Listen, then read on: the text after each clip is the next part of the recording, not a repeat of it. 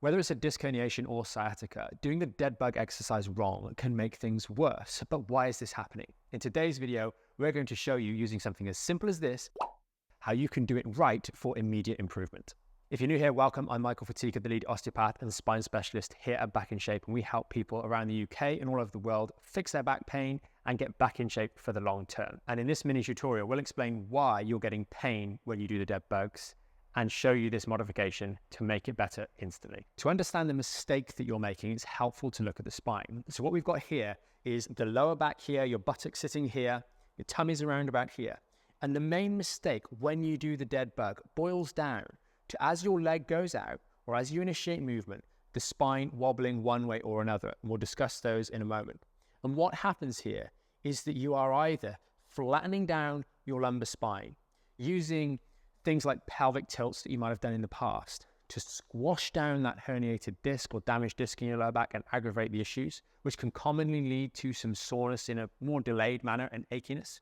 Or as your legs go out or you bring them up, you're arching your lower back like so, pinching on the nerve roots down here. In this instance, more likely getting some immediate pain that's sharp in your lower back or the sciatic symptoms going down the leg, and we need to stop this happening. Both of these errors have the same root cause, and it's that lack of stability. So let's get onto the floor and start demoing the Deadbug, showing you how to use this towel to start to refine the movement and get it right so we can get all the benefits of this great exercise without making our back pain worse every time we do it. When we've got a lower back injury that's giving us sciatica or back pain, we often have a poor awareness of what's actually going on in the lower back. So using this towel is going to really help us. And what we're going to have is our pelvis on the floor, and we're going to have our spine supported by the towel, not pressure in terms of lifting it up, but just contacting our lower back. So we're aware of the pressure on the towel. And that looks a little bit like this. As you lie down, like so, my sacrum, so my buttocks, is on the floor, my middle back is on the floor, and my lower back is forming a natural, normal arch. People often eliminate this and do other mistakes. You're not supposed to do that. It's supposed to be a normal, healthy lordosis. And then all we're doing with this towel is we're finding the two bony bits at the base of our spine, and we're placing the towel just above there. So we lift up and pop it in like so. And in this position, the towel shouldn't be lifting me up. It should just be there touching my back. And this is where it gets interesting to help us control for those two errors that we talked about a moment ago. Firstly, the flattening of the lower back. Immediately, if you go, before you start to engage your core and lift your legs up, if you go to do your pelvic tuck and flatten in, you're going to feel that there's more pressure on the towel. So you know, don't do that. Engage and hold it steady.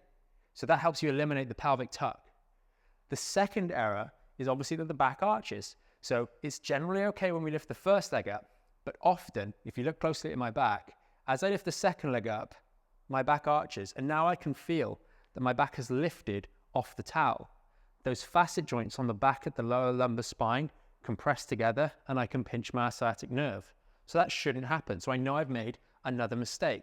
Maybe I'm not as aware of those mistakes if I didn't have the towel there, which is why they creep in and I get pain. So using the towel, I can be aware of the pressure that should be on the lumbar spine from the towel and make sure it doesn't change. So I engage my core. I bring my leg up one, I bring my leg up the other, and then I straighten my leg out, holding my spine nice and steady, maintaining equal pressure throughout the entirety of the repetition on the towel. So there is no arching happening in my back. As I come back down again, I keep constant pressure on the towel. This way, I'm not allowing my spine to arch or flatten at any point in the repetition. Now, one of the things that you might find here is as you come up, you're okay.